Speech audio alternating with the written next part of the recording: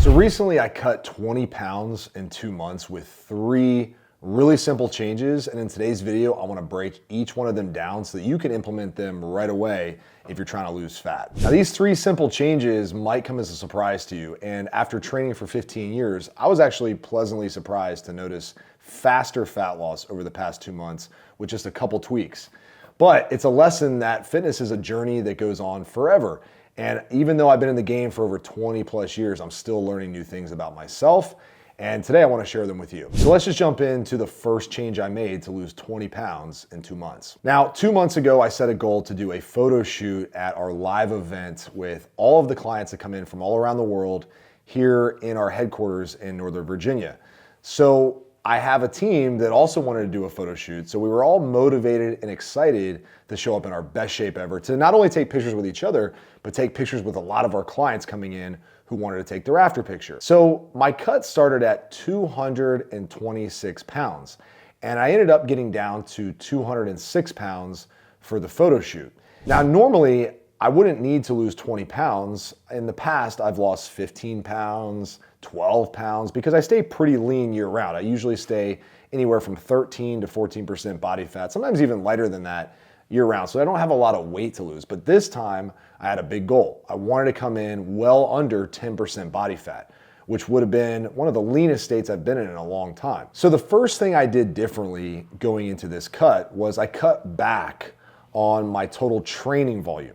So in the past, I'd like to train 4 days a week, sometimes a fifth. My schedule allows for, less lengthy workouts, but more frequent workouts typically. I like to get in the gym for mental purposes more than anything else. It's just a way for me to clear my head, make sure I'm good for the day, show up in all the different arenas that I'm in with business, family, and personal life, feeling like someone who can handle all the things that come my way. So the gym for me is mental more than anything else. But in the past, I trained 4 or 5 days a week. This time, I went at things a little bit differently. I actually cut my main training days down to 3 days per week. And my focus went from a little bit more volume style. I was doing 3 to 4 sets, 10 to 15 reps or 8 to 12 reps, going all in on strength training, right? So most of my sets went from that higher rep range down to 3, 4, 6 reps per set, with an emphasis on getting stronger, or at least maintaining a high amount of strength. So my focus shifted completely, and what I noticed was that I was really able to get stronger over the course of 2 months because I hadn't put a huge emphasis on strength training in a while. So I was losing fat pretty rapidly, and I was gaining strength at the same time. This is the golden era when it comes to fitness, right? If you're able to crush it on those 2 fronts, your physique is going to be changing in some pretty exciting ways. Now, the lesson in here is that whenever you're changing into a new phase and you're wondering like, okay, what should I be doing with my workouts?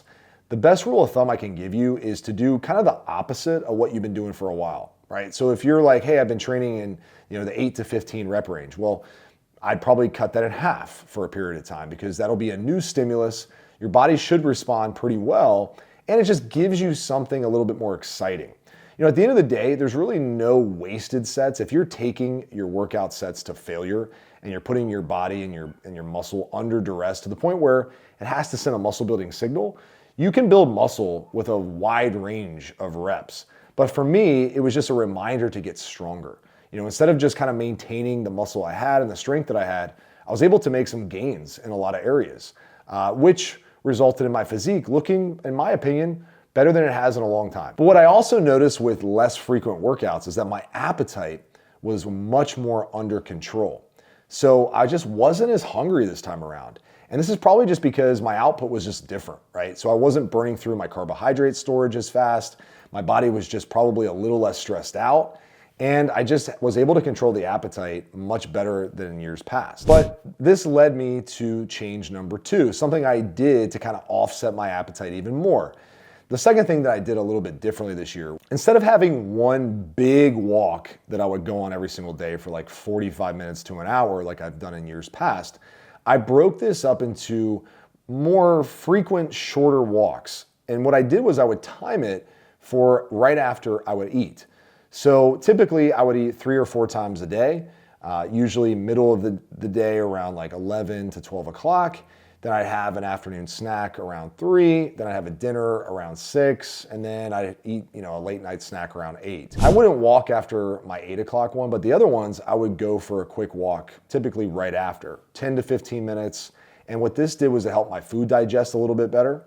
It helped my appetite kind of level off a bit, control my blood sugar, and I was able to actually get more steps in by walking more frequently than in the past when I would go on just a long walk. That long walk would actually tire me out, right? So I just wouldn't want to move around as much the rest of the day.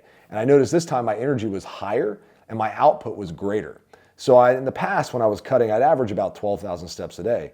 This time I was averaging like 14 to 16,000 steps a day. So my output was just a little bit faster or a little bit greater, which led to faster fat loss. Now, I know what you're probably thinking, 20 pounds in 2 months sounds pretty crazy, especially for someone who's already pretty lean. So I just want to clear up something at this point in the video for those watching who are pretty skeptical. The first thing I'll tell you is I carry a pretty large amount of water once I'm over 218 pounds roughly. So the first couple weeks I shed a ton of water weight with some body fat, of course.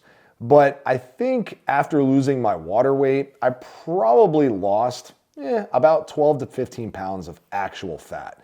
Now, I did a DEXA scan when I started my cut, and I was about 226 pounds, a little over 14% body fat. And I went back and did my DEXA scan recently, and I was 206 pounds at 9% body fat. So you can do the math in your head there. I lost probably a little bit of muscle, probably about 2 pounds of muscle, which doesn't sound great, but it comes back pretty quick. I lost a good amount of water, and then yes, I lost a good amount of body fat. So I definitely prefer, and this is something that could apply to some of you, I prefer a shorter fat loss phase, but a little more aggressive fat loss phase versus stretching it out over a long period of time where you're losing a little bit every single week and the process a little bit slower. I just like to get it over with. That's one thing that I realized about myself over the past couple of years. I prefer an 8 to 10 week cut versus a 16 to 24 week cut just because I like to get it over with. But nutrition actually had a couple changes this time around. Now, if you've watched previous videos of mine or you started to explore the content I put out, you'll notice personally, I don't like to eat breakfast. Breakfast is just not my go-to meal. I don't wake up hungry. I'm rarely ever hungry in the morning, and I'm actually way hungrier in the evening. So I prefer to have my largest meal of the day at dinner time. And I prefer most days to skip breakfast. Occasionally I'll have breakfast, but it's pretty rare. This time around, I started to break my fast a little bit earlier.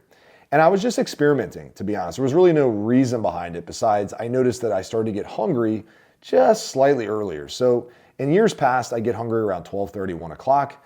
This time around, I was noticing around 11 in the morning, I was a little bit hungrier. Now, this could be for a number of reasons. It could have been because I was starting leaner. It could have been because my calories were a little bit lower in the past. Don't really know, but I ultimately wanted to try something new. So I started breaking my fast around 11 o'clock. And I would have my big meal instead of around 7 or 8 o'clock at night. I have my big meal around 6 o'clock. So I was kind of cutting back on my eating at night just a bit and starting to break my fast just a little bit earlier. Now, what I noticed is I actually enjoyed this a lot. And maybe it's because it was something different. I don't know. Maybe it was just a novel way that I hadn't eaten in a while. And for better or for worse, it worked out really, really well. So what I've noticed now is as I start to transition into a new goal, in my case, I'm focused all on performance. Fat loss is done for this year, and now I'm just working on running, performing better, getting stronger as an athlete. I'm eating a little bit earlier in the day. So I've been breaking my fast even earlier. And what I'm starting to realize, and this is just a reminder for you, whether you're new in the game or a fitness professional, you don't have to do the same thing all the time.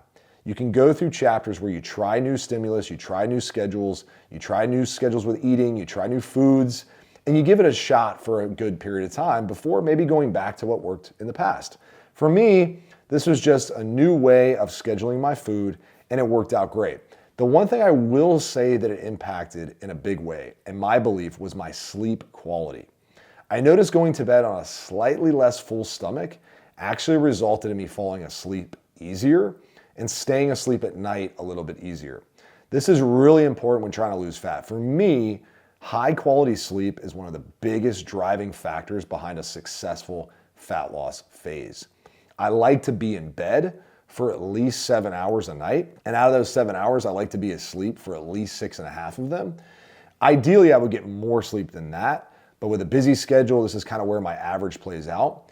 So I noticed at times if I eat too late, I would struggle to fall asleep.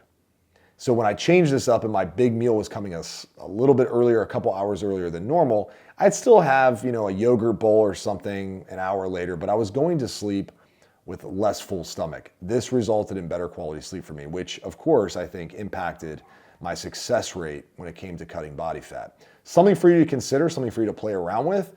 Not everybody's the same. Some of you are going to sleep better on a full stomach. Some of you are going to sleep better on an empty stomach, but something to play around with in your schedule. Now, a bonus tip that I just want to include before we wrap things up today is I gave myself more time to get into the cut this time. So in my head, I said, okay, I'm going to have a 2-month rock solid cut to get ready for this photo shoot and get ready for my live event.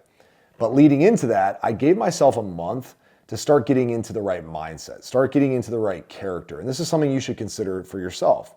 Sometimes it takes us a few weeks to get into the zone. It takes us a few weeks to build momentum, to start cutting out the crap that, we know it's not going to serve us when it comes to losing body fat.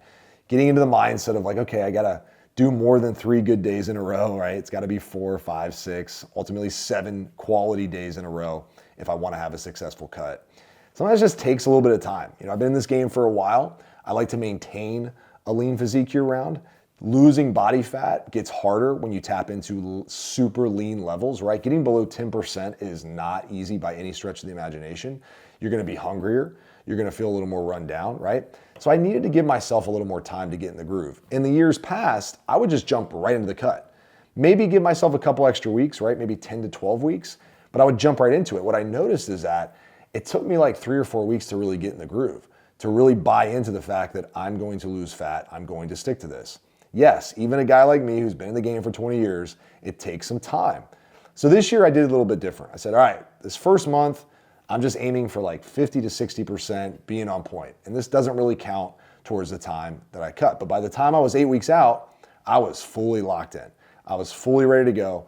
And so those 8 weeks were super, super effective. And I was able to stick to pretty low calories for 8 weeks and came out feeling pretty great about the results themselves without too many bumps in the road.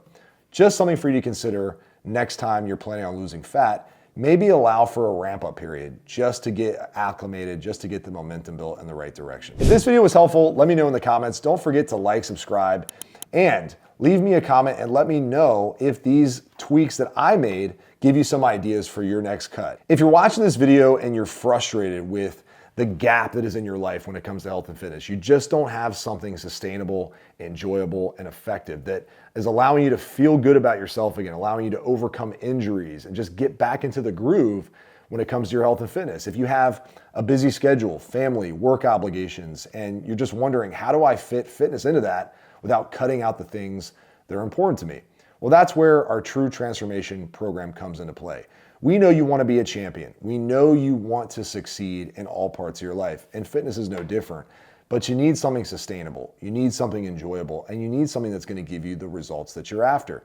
So we build out programs that don't require you to cut out family, work, or social obligations. In fact, we build something out that you actually enjoy that fits into your unique lifestyle that gives you the results you're after. Yeah, it's great to look awesome, but I know it's even more important for you to feel awesome. So if you're out there and you need some guidance, you need to know what to do. You don't want any guesswork. You need a game plan. You need accountability. You need someone in your corner who's going to check in on you when things get tough. That's where we come in. So if you're interested in that, you can check out the link in the description below, or the first comment under this video will give you the next steps to take. My name's Josiah Novak, and I look forward to chatting with you soon. Remember, life moves fast. Make it count. I'll talk to you in the next one. Peace.